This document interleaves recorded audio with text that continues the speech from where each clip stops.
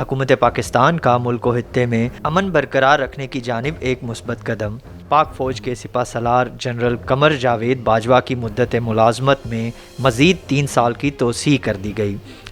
पाकिस्तान में पायदार अमन और मुसलसल इस्तेहकाम के साथ साथ सरहदी इलाकों में दुश्मनों की नींदें हराम करने वाली पाक फ़ौज के सरबराह ने मुल्क को दहशत गर्दी से पाक करने में हर मुमकिन कोशिश की, और यही वजह है कि आज पाकिस्तान को दुनिया भर में एक पुरअमन रियासत के तौर पर देखा जाने लगा है। जनरल बाजवा, जिन्होंने पाकिस्तान के लिए दुनिया भर में फ़ौजी सफारतकारी की और बदलते आलमी मंजरनामे के मुताबिक मुल्की सिक्योरिटी पॉलिसी तश्कील दी, एक काबिल जनरल हैं जो पाक आर्मी की सबसे बड़ी 10वीं कोर की कमांड भी कर चुके हैं। दहशत गर्दी के खिलाफ जंग और रद्दुल फिसाद जैसे कामयाब ऑपरेशन ने जहां दहशत गर्दों की कमर तोड़ कर रख दी, वहीं पाक फ़ौज के सिपह सलार ने मुल्क दुश्मनों को भी ये वाज़े पैगाम दिया है कि पाकिस्तान की जानिब उठने वाली हर मैली आंख निकाल ली जाएगी। बात की जाए मुल्क व खित्ते में अमन की या पड़ोसी ममालिक के साथ ताल्लुकात को बेहतर बनाने की, जनरल बाजवा ने अपने कैरियर में हर सतह पर कामयाबी हासिल की।